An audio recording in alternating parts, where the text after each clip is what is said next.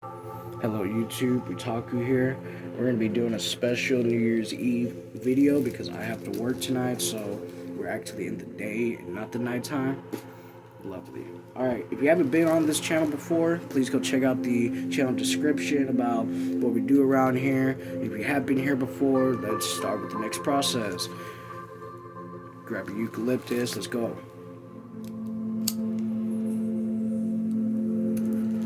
This one's coated in dab.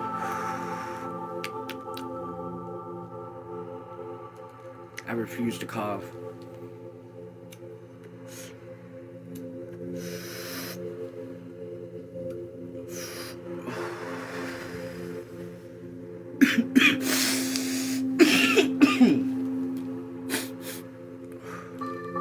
Let's do this.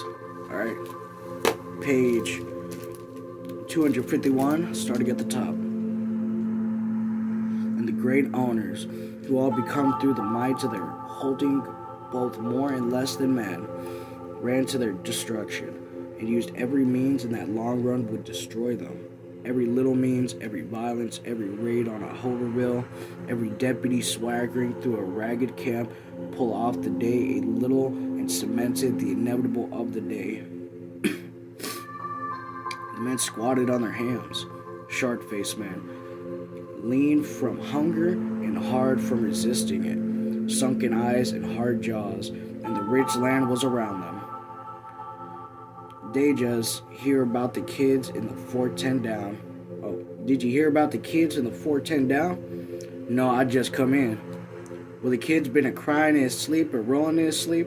The folks thought he got worms, so they gave him a blaster, and he died. It was what they called black tongue the kid had. Come from nothing getting good things to eat. Poor little fella. Yeah, but them folks can't bury him. Got to go to the country stone orchard. Well, hell. And hands went into his pockets and little coins came out. In front of the tent, a little heap of silver grew, and the family found it there. Our people are good people. Our people are kind people. Pray God someday kind people won't all be poor. Pray God someday a kid could eat. And that the associations of owners knew that someday the praying would stop. And there's the end. Chapter 20. We did it. Good. We're on a steady path. I am a little bit time crunched right now, but we're going to continue forward.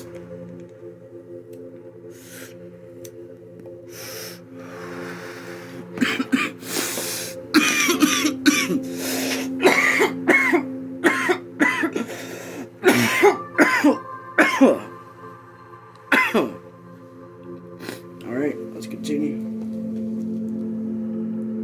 Page 252, chapter 20. The family, on top of the load, the children and Connie and Rosa, Sharon, and the preacher were stiff and cramped. Yes, we are back to the fucking family. Thank God. Alright, enough of those freaking immigrants. Nothing against immigrants, don't get me wrong, but this book, I'm more centralized around this family, so I'd love to see the Jolts come back. They had sat in the heat in front of their Connier's office in Bakersfield, with Pa and Ma and Uncle John went in. Then a basket was brought out, and the long bundle lifted down from the truck, and they sat in the sun where the examination went on. Well, the cause of death was found, and the certificate signed. Al and Tom strolled along the street and looked in store windows, and watched the strange people on the sidewalks. And at last, Pa and Ma and Uncle John came out, and they were subdued and quiet. Uncle John climbed up to the load. Ma and Pa got into the seat. Tom and Al strolled by, and Tom got under the steering wheel. He sat there silently, waiting for some instruction. Pa looked straight ahead, his dark hat pulled low. Ma rubbed the side of her mouth with her fingers, and her eyes were far away and lost, dead with weariness. Pa sighed deeply. There wasn't nothing else we could do, he said. I know, Ma said. She wanted like a nice funeral. She always wanted one. She would have liked a nice funeral. She always wanted one. Tom looked sideways at them. County? He asked. Yeah. Paul shook his head quickly, as though to get back to some reality. We didn't have enough. We couldn't have done it. He turned to Ma. You ain't feel too bad. We couldn't do no matter how hard we tried. No matter what we done, we just didn't have it. Embalming and coffin and a preacher and a plot and a gravestone, it would have took 10 times what we got. We done the best we could. I know, Ma said. I just couldn't get out of my head what store she set by in that funeral. I just gotta forget it. She sighed deeply and rubbed the side of her mouth. It was a pretty nice fella in there, though. Awfully bossy, but he was pretty nice. Yeah, Paul said. He gave us the straight talk, all right. Ma brushed her hair back in her hand. Her jaw tightened. We gotta get, she said. We gotta find a place to stay. We gotta get to work and settle down. No use in letting the little fella go hungry. That was never Grandma's way. She owes a good meal and a funeral. Where are we going? Tom said. Paul raised his hat and scratched among his hair. Camp, he said. We ain't gonna spend what little left we got till we get to work. Drive out to the country. Tom started the car and they rolled through the streets and out towards the country. And by a bridge they saw a collection of tents and shacks. Tom said, Well, might as well stop here. Find out what we're doing when we get to work. He drove down a steep dirt incline and parked on the edge of the encampment. There was no order in the camp. Little gray tents, shacks, and cars were scattered about at random. The first house was nondescript. The south wall was made of 3 sheets of rusty corrugated iron. The east wall, a square moldy carpet tacked between 2 boards. The north wall, a strip of roofing paper and a strip of tattered canvas. And the west wall, 6 pieces of gunny sacking over the square frame and untrimmed willow limbed. Grass that had been piled, not thatched, but heaped up in the low mounds. The entrance on the gunny sack side was cluttered with equipment. A 5-gallon kerosene could serve for a stove, and it was laid on its side, with a section of rusty stovepipes thrust in one end, a wash boiler rested on its side against the wall, and a collection of boxes laid about. Boxes to sit on, to eat on.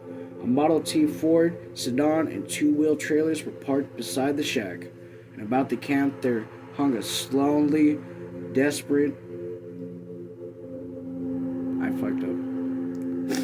And about the camp they hung in slovenly despair. I understand now. Next to the shack there was a little tent, gray with weathering, but nearly properly set up, and the boxes in front of there were placed against the tent wall. A stovepipe struck out of the door flap, and the dirt in front of the tent had been swept and sparkled. A bucket full of soaked clothes stood on a box. The camp was near and sturdy. A Model A roadster and a little homemade bed tents stood beside the tents. And next there was a huge tent, ragged, torn in strips, and the tears mended with pieces of wire. The flaps were up, and inside 4 wire mattresses laid on the ground. A clothesline strung along the side bore, pink cotton dresses, and several pairs of overalls. Alright, we are on page 251 or 254. We're going to go ahead and stop here because I sadly do got to get ready for work. Well, that was a lot of fun, reader. I appreciate you guys. Before I leave, go ahead and take one more quick smoke. I wish you all a happy New Year's, happy New Year's Eve, happy whatever your birthday comes into the next year.